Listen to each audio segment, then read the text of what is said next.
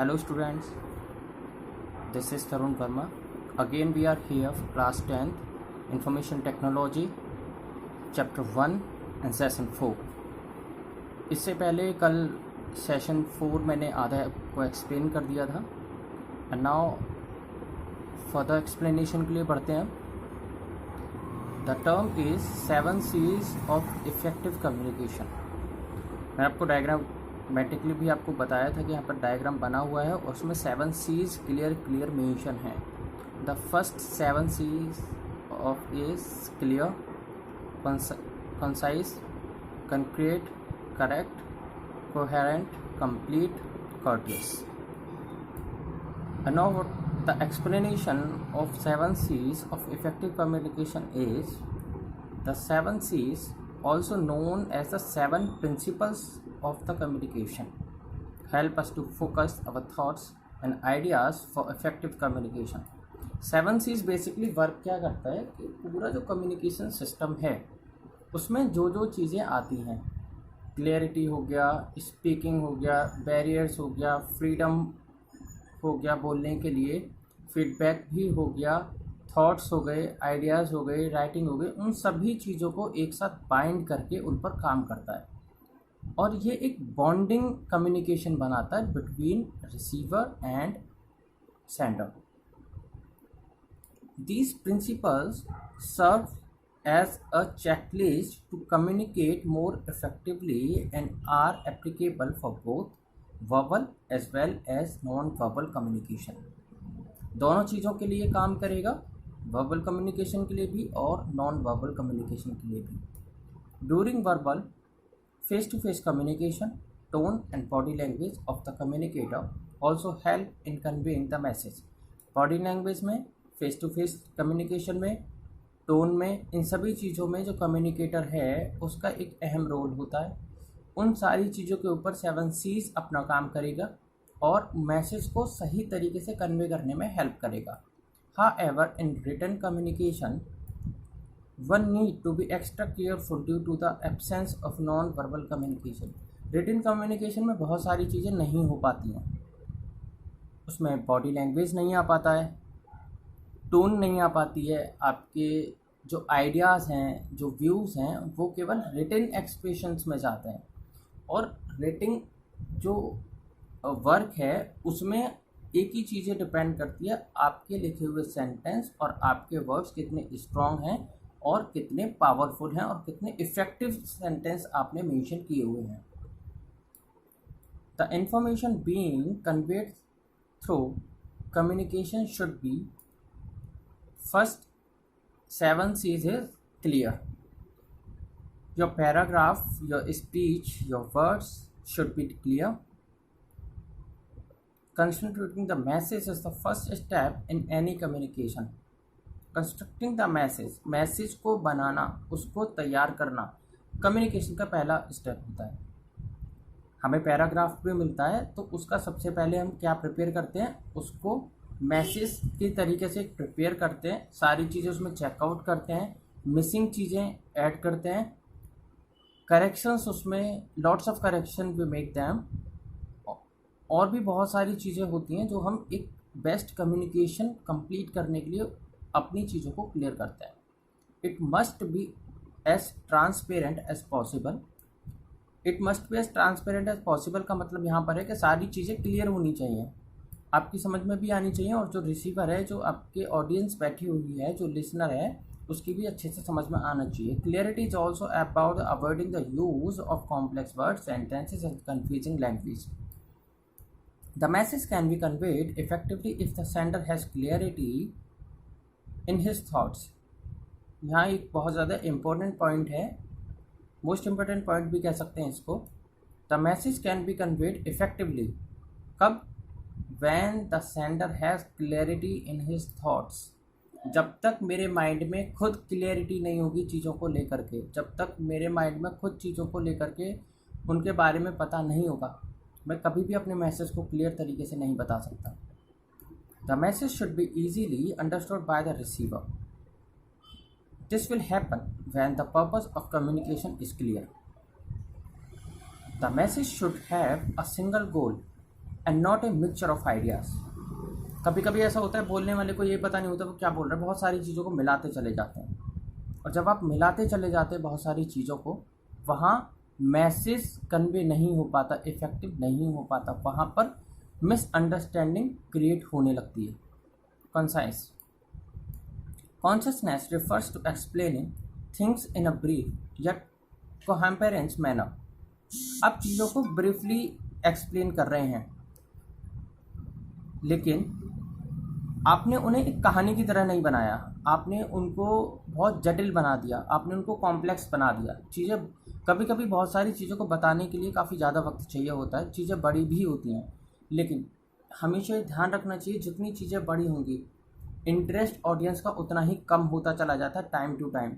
उस ऑडियंस के इंटरेस्ट को बनाए रखने के लिए आपको इस तरीके से स्पीच तैयार करनी चाहिए, इस तरीके से अपनी टोन चेंज करनी चाहिए, इस तरीके से अपने बिहेवियर्स में थोड़ा सा चेंज करना चाहिए। बॉडी लैंग्वेज हो सकता है वो बिहेवियर में, आपकी टोन हो सकती है, आपके गेस्चर्स हो सकते हैं, any kind of the gestures you can follow, कि उनके जो इंटरेस्ट है, ऑडियंस का जो इंटरेस्ट है वो ख़त्म नहीं होना चाहिए। Adding unnecessary detail make our communication ineffective. Unnecessary detail, जिस चीज़ की ज़रूरत ही नहीं है उस चीज़ पर बात करने की कोई जगह ही नहीं होनी चाहिए।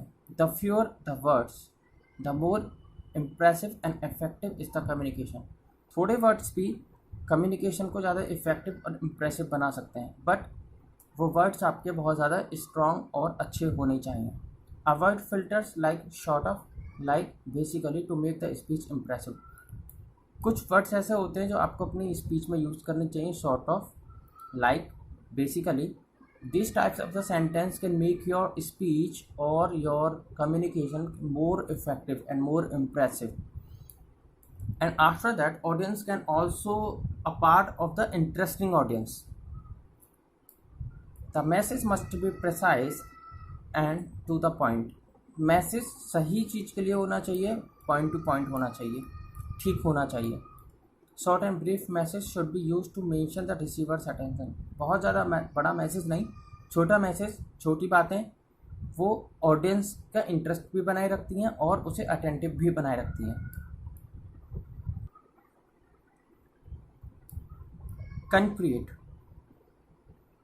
Concreteness refers to communication that is believable and credible in order to create trust between the communicators. Concrete का मीन्स होता है आप ऑडियंस के बीच में अपना बॉन्डिंग किस तरीके से बनाकर चल रहे हो, वो लोग कितना आप पर भरोसा करते हैं, आपकी बातों को कितना सुनते हैं। अभी आप देखो कि 2 लीडर्स हैं और एक लीडर को लोग बहुत अच्छा पसंद करते हैं, उसके बोलने के तरीके को बहुत अच्छा पसंद कर रहे हैं, लेकिन वहीं जो दूसरा लीडर है उसको लोग ठीक से नहीं सुनते। तो ये बिटवीन अ बॉन्ड है, ये एक कंक्रीट पैटर्न है जहाँ पर ऑडियंस ट्रस्ट खो देती है, जहाँ पर ऑडियंस ट्रस्ट ख़त्म हो जाता है ऑडियंस का लिसनर के बीच में और सेंटर के बीच में। Between the communicators concrete communication is being specific and clear rather than being vague or general.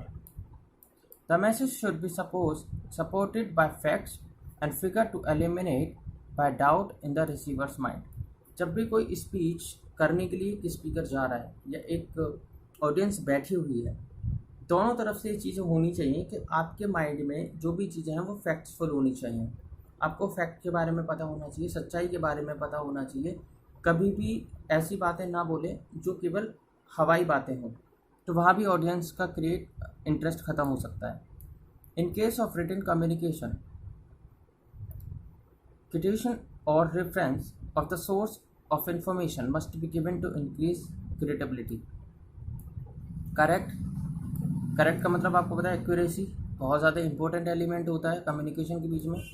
सारी चीज़ें करेक्ट के ऊपर डिपेंड होती हैं, चीज़ें करेक्ट होंगी तो स्पीच भी सही होगी। उसमें करेक्ट क्या क्या चीज़ें होनी चाहिए, करेक्ट लैंग्वेज होनी चाहिए। लैंग्वेज में क्या क्या, grammar, vocabulary and sentence concentration should be used to ensure a proper response. While writing, correct spelling and pronunciation should be applied. The fact and figure used should be accurate, fact and figure, जो चीज़ें आपने अपने communication में बोली हैं वो हवाई नहीं होनी चाहिए, मतलब इधर उधर से पकड़ी हुई नहीं होनी चाहिए, उनका खुद का एक मतलब होना चाहिए, रियलिटी में होनी चाहिए, ट्रस्टेबल होनी चाहिए और गलत नहीं होनी चाहिए।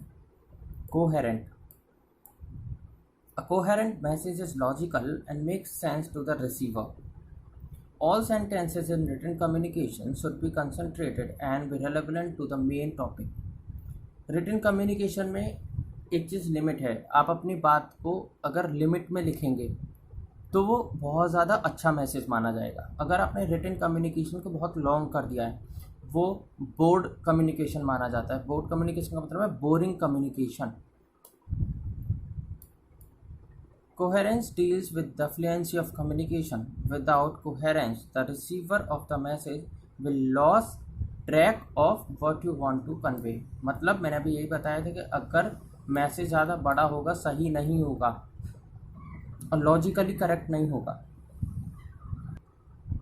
तो ऑडियंस अपना इंटरेस्ट, अपना मूड, सारी चीज़ें उस ट्रैक से बाहर ले जाएंगी। To ensure that your communication is coherent, आपको कैसे पता चलेगा कि आपका जो कम्युनिकेशन है वो कोहेरेंट होगा, सही होगा, लोगों की समझ में आएगा। कभी कभी ऐसा होता है भाई वो थोड़े ऊंचे तरीके की बात करता है, हमारी समझ में नहीं आ पाता, वो अजीब से वर्ड्स यूज़ करता है, हमारी समझ से बाहर जाते हैं, तो वो क्या होता है, वो कोहेरेंट है। आप ऐसी बातों को बोल रहे हैं जो दूसरे बंदे नहीं समझ पा रहे हैं, जो दूसरे पर्सन्स यूज़ नहीं करते हैं, वो उन वर्ड्सों को नहीं समझ पाते हैं। तो इसके लिए कैसे कंफर्म होगा, कैसे इंश्योर होगा कि कम्युनिकेशन कोहेरेंट है? Check if the message organized logically, has a smooth flow and a proper sequence. Audience को सुनाने से पहले आप अपने मैसेज को किसी भी अदर पर्सन को या थर्ड पर्सन को कन्वे कर सकते हैं, उसे देख सकते हैं वो कितना स्मूथ फ्लो है उसके बोलने का तरीका, और सुनने से वो ठीक से भी समझ में आ रहा है या नहीं।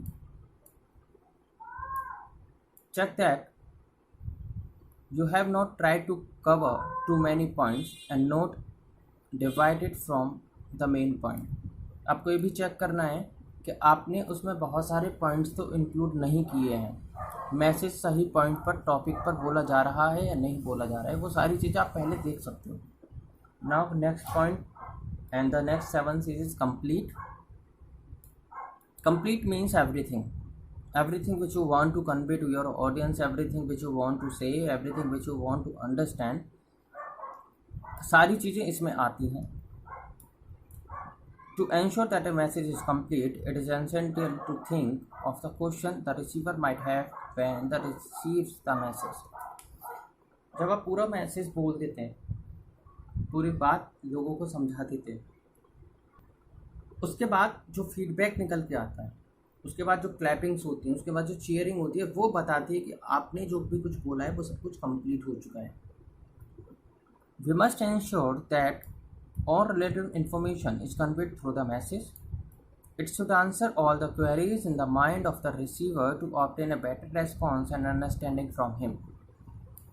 फीडबैक से अच्छा इसका कोई ऑप्शन नहीं होता कि आपके जो मैसेज है वो कंप्लीट हुआ है या नहीं हुआ है, लोगों की समझ में कितना आया है, वो केवल फीडबैक से ही पता चल सकता है।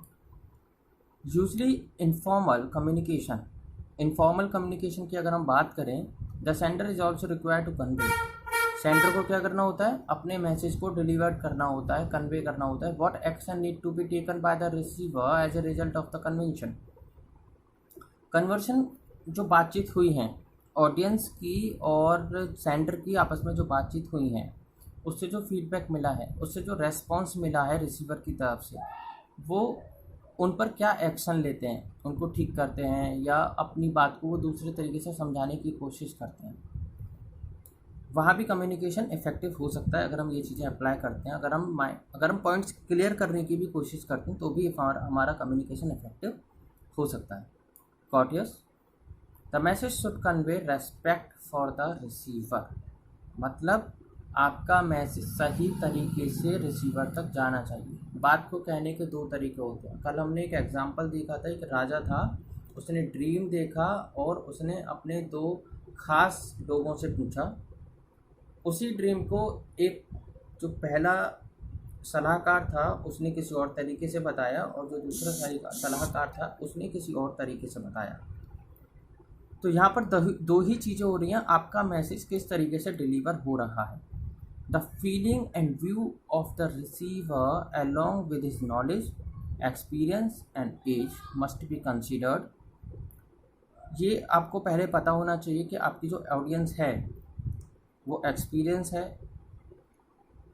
एज्ड है, नॉलेजेबल है, किस तरीके ऑडियंस है, उसी तरीके से उसी मीडियम से आपको अपना मैसेज डिलीवर करना चाहिए। It's show respect for the receiver, इसे हम रेस्पेक्ट ऑफ द रिसीवर भी बोल सकते हैं। The receiver should be addressed in a friendly and courteous manner by using respectful term और जेस्चर्स। फ्रेंडली मतलब कोई क्वेश्चन पूछा जाता है तो उस पर रूड बिहेव नहीं होना चाहिए। क्वेश्चन ये नहीं होना चाहिए कि why do you asking the question in between of the speech. अगर if somebody is raise a hand then आपको उसका आंसर श्योरली देना है, फ्रेंडली उसका आंसर देना है। आपको उसका पॉइंट समझना है कि जो रिसीवर की तरफ से पॉइंट आया है क्या हमसे पूछना चाह रहा है।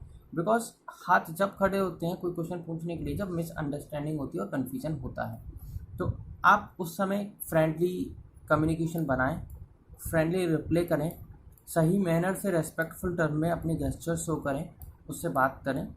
One must be sensitive to be the culture and background of the receiver. Culture background होना भी या कल्चरल कम्युनिकेशन होना भी बहुत ज़्यादा प्रॉब्लम क्रिएट करता है। मुझे नहीं पता कि केरला के जो लोग हैं वो किस तरह की भाषा समझते हैं, बिकॉज वो कन्नड़ भाषा समझते हैं, तो मुझे वो सीखनी पड़ेगी। अगर मुझे नहीं आती है तो ये मेरा कल्चरल बैकग्राउंड मुझे कम्युनिकेशन करने में हेल्प नहीं करेगा, एक बैरियर बन जाएगा मेरे लिए और फीडबैक सही नहीं आ पाएगा। तो मुझे श्योर करना चाहिए कि मेरा जो बैकग्राउंड है वो क्या है और मेरा ऑडियंस का कल्चर बैकग्राउंड वो क्या है, specially when communicating with people from the different authentics. Even if you disagree with the receiver, ज़रूरी नहीं होता कि जो रिसीवर है वो ही डिसएग्री हो स्पीकर की बातों से। कभी कभी स्पीकर भी डिसएग्री हो जाता है रिसीवर की बातों से। It is essential for you to understand and respect with point of view. Speech देते देते किसी ने कोई क्वेश्चन पूछ लिया और आपका रूड बिहेव हो गया कि ये मेरी बात को काट रहा है और मुझे बोलने नहीं दे रहा, तो ये आपके बीच नहीं होना चाहिए। ये बॉन्डिंग ख़राब करता है, ट्रस्ट ख़राब करता है। Now come to the next point, benefits of effective communication. इससे ऊपर जो पढ़े थे 7 C's हैं, एग्जाम के लिए बहुत ज़्यादा इंपॉर्टेंट है। 4 to 5 मार्क्स का क्वेश्चन आ सकता है। Explain the 7 C's of communication. Then आपको पूरा एक्सप्लेन पे डायग्राम करना पड़ेगा। इसका डायग्राम के 2 मार्क्स अलग से एक्स्ट्रा होते हैं। So total is 3 marks for the 7 C's and the 2 marks for the diagram, and the total is the 5 marks. And now come to the next point, benefits of effective communication. benefits क्या क्या होते हैं, क्या क्या फ़ायदे होते हैं जब हमारा कम्युनिकेशन बहुत अच्छा होता है। There are various benefits of effective communication. First is effective communication reduce misunderstanding, गलतफहमी को दूर करता है। Prevent us from overlooking important information, जो हम इन्फॉर्मेशन लेना चाहते हैं केवल वहीं हमारा ध्यान रहता है। Prevent us from overlooking important information का मतलब है कि आपको बाकी चीज़ों से दूर रखता है। जो इम्पोर्टेंट इन्फॉर्मेशन है आपको सही में वही मिलती है। This saves times and situation can be understood accurately. आपका टाइम बचता है और सिचुएशन भी आपके अकॉर्डिंग वो सही होती है, बिकॉज आप उस समय मैसेज को सही तरीके से समझ रहे होते हैं। It can also protect people from embarrassment. Embarrassment का मतलब है लोगों को तनाव से मुक्त करता है। और वहाँ पर जब आप किसी चीज़ की प्रॉब्लम को लेकर जाते हैं, अधिकतर स्पीकर जो होता है वो लोगों की प्रॉब्लम्स के ऊपर बात करता है, जो सोशल प्रॉब्लम्स होती है उनके ऊपर बात करता है, तो लोगों को बाकी भ्रमित चीज़ों से और फालतू की चीज़ों से भी बचाता है। और awkwardness because of wrong assumptions, और जो लोग गलत चीज़ें अटेम्प्ट कर लेते हैं, बाकी दूसरे ने कुछ कहा तो उसने भी सुनकर वैसा करने लगा वो, और अगर कहीं से गलत रीड कर लिया तो वह आप गलत स्टेप्स कर रहे हो, तो वहाँ भी उन चीज़ों से वो बचाता है। बिकॉज कम्युनिकेशन परफेक्ट हो चुका है, मिसअंडरस्टैंडिंग ख़त्म हो चुकी है। Effective communication creates a comfortable environment where people of the same or different genders, religions, and cultural backgrounds who behave and think differently can share their thoughts, feelings, and ideas, feel respected and understood so that they can work together to resolve conflict and make decisions. आपका environment कैसा है, religions किस category में आते हैं, feelings है, thoughts हैं, आप सब एक साथ काम मिलकर आप सभी एक साथ मिलकर काम करते हो। वहाँ पर डिफरेंट बैकग्राउंड भी आपको कॉमन बैकग्राउंड की तरह नज़र आने लगता है, बिकॉज अब आप उनके साथ वर्क करते हो। तो वहाँ पर मेकिंग डिसीजंस भी होता है, प्रॉब्लम्स भी सॉल्व होती हैं, आइडियाज़ भी शेयर होते हैं, सारी चीज़ें होती हैं। तो वहाँ पर कम्युनिकेशन बहुत इफेक्टिव हो सकता है। Effective communication allow the people involve to build trust. जब कम्युनिकेशन इफेक्टिव होगा, आपके लिए क्लैपिंग होगी, चीयर्स होंगे, तो वहाँ ट्रस्ट बनेगा। रिमूव एनी नेगेटिव इमोशंस, वहाँ नेगेटिव चीज़ें ख़त्म हो जाती हैं। This result in a desire to work toward a common goal. Effective communication skills increase our self respect because we can deliver our message confidently and receive the outcome we have hoped for। हम अपनी communication को बहुत अच्छा बनाते हैं किससे? Skills के through. अगर स्किल्स अच्छी हो, बोलने का तरीका अच्छा हो, listening skill, speaking skill, writing skill, vocabulary skills, ये सारी चीज़ें स्किल हों तो हमें सेल्फ रेस्पेक्ट भी बहुत मिलती है और हम आप एक बॉन्ड बनाते हैं, जैसे कहते हैं ट्रस्ट बनाते हैं ऑडियंस के बीच, और फिर फीडबैक भी ऐसे ही आते हैं जैसे हम उम्मीद करते हैं। However the most sufficient benefit of using effective communication technique is that it improves our relationship with others।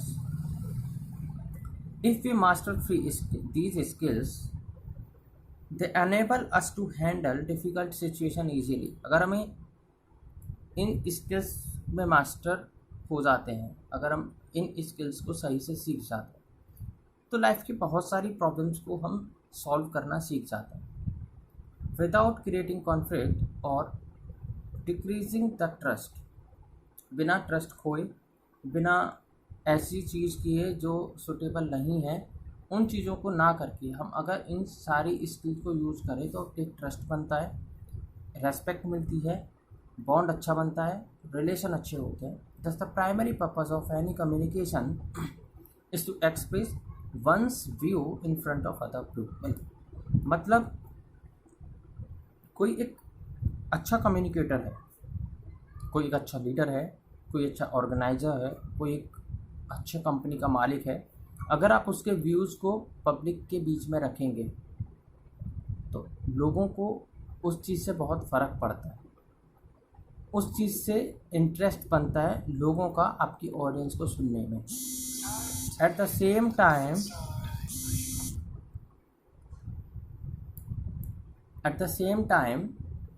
it is essential to listen to others patiently and understand their perspective। मतलब it is essential to listen to others patiently, लोगों को सुनना भी एक अच्छी skill माना जाता है। ये बहुत ज़रूरी होता है कि आप लोगों को अच्छे से सुने, पेशेंसली सुने, धीरज रखकर सुने। आप उनको ऐसे नहीं कि आपने जल्दबाजी में सुना और जल्दबाजी में आपने उनको गलत आंसर दिया, या ऐसे आपने उनको कुछ बताया ना तो वो समझ पाए ना आप उनको ठीक से समझा पाए। तो आपको पेशेंसली सुनना चाहिए, थोड़ा ठीक तरीके से उनको लोगों को सुनना चाहिए and understand their perspective.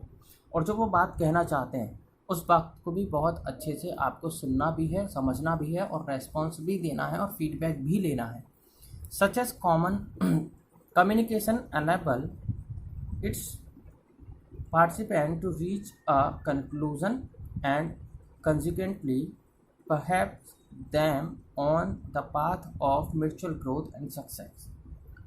Communication जब एनेबल होता है, जब हम कम्युनिकेट करते हैं लोगों के बीच में, जो पार्टिसिपेंट्स होते हैं वो उस चीज़ का कंक्लूज़न निकालते हैं, उस चीज़ का गहराई तक जाते हैं, हर बात को सोचने के लिए, हर बात को समझने के लिए, हर बात को बोलने के लिए।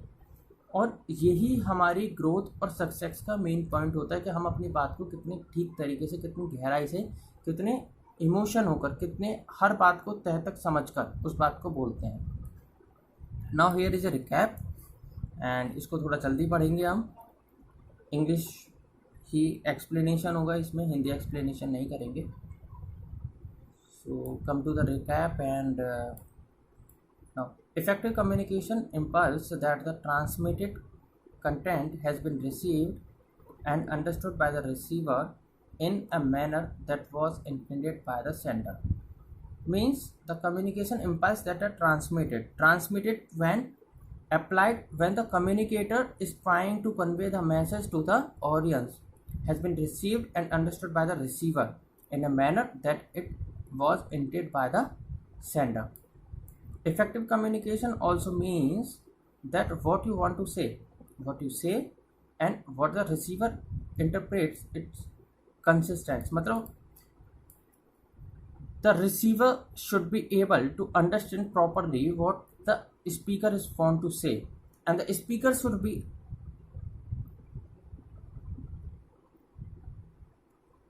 थोड़ा वॉइस का प्रॉब्लम हो गया था. सो नाउ दोबारा इसको पढ़ते हैं. Effective communication also means that what you want to say, what you say, and what the receiver interprets is consistent.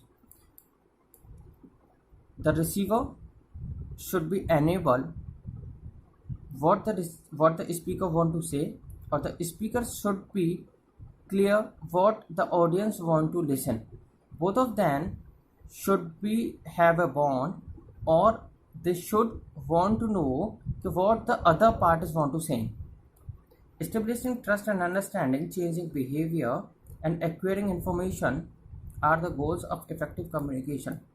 The changing of behavior of a speaker should be there, and it is the first thing when the speaker is changing their behavior. It is changing its gesture, it is changing its tone during the communication, during the speaking, during the listening audience. The three important points to be considered in communication are content, process, and context. The principles of communication are based on the 7 C's. First is clear. First